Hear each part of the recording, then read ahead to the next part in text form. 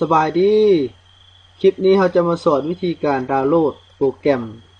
Sorting Video Converter เนาะซึ่งเป็นโปรแกรมหนึ่งที่ใช้เข้าในการ Convert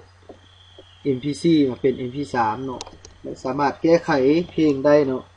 ยกตัวอย่างอยากตัดเพลงอย่างต่างๆเนาะก็สามารถนำใช้ได้เนาะนี่เนาะก็คือโปรแกรมตัวนี้เนาะส่วนข้าพเจ้ามันได้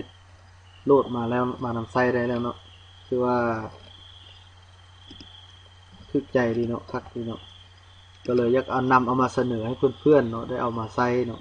เพราะว่าใช้โปรแกรมนี้มันสามารถคอนเวิร์ตได้หลายๆเพลงได้เนาะนับเป็น10เป็น20เพลงวัดเดียวก็ได้เนาะไปติดตามกันเนาะวิธีการโหลดไปที่ Google Chrome เนาะเลือก Google พิมพ์ใส่คำว่าดาวน์โหลดโปรแกรม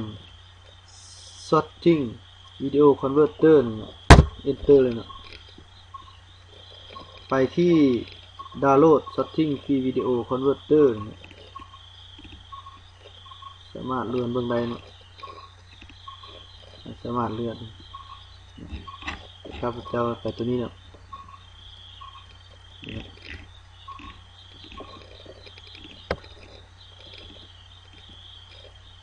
โหลดสำเร็จมันนี่เนาะโหลดท่ามัน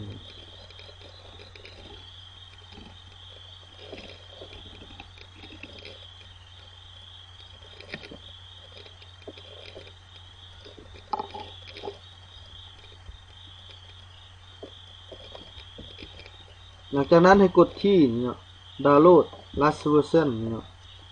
คลิกเลยเนาะตัวนี้บ่เอาเนาะให้ปิดออกไปเนาะให้กดใหม่อีกครั้งนึงเน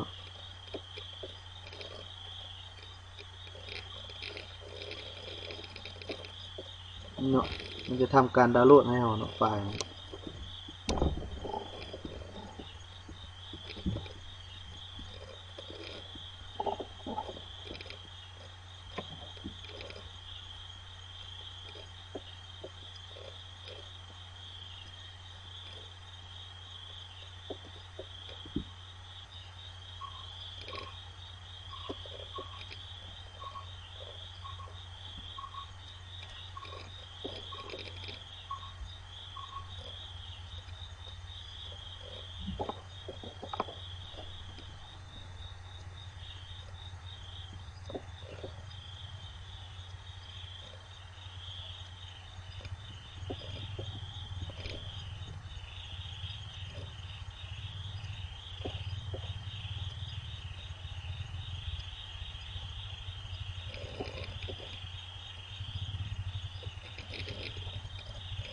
เมื่อวานนี้ถือว่าสำเร็จวิธีการดาวน์โหลด